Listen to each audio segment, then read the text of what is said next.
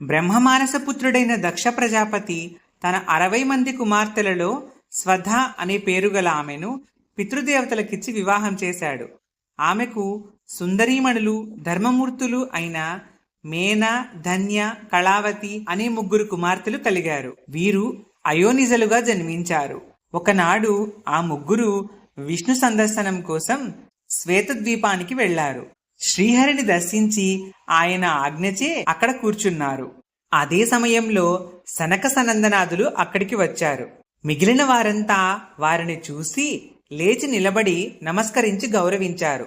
అయితే ఈ 3 అమ్మాయిలు మాత్రం లేచి నిలబడి వారిని గౌరవించలేదు. ధర్మం ప్రకారం లేచి నిలబడి గౌరవించలేదని సనక సనందనాదులు ఆ 3 అమ్మాయిలను ఇలా శపించారు: స్వర్గానికి దూరమై మానవ శరీరాలను పొంది భూలోకంలో సంచరించండి అని వారు శపించారు.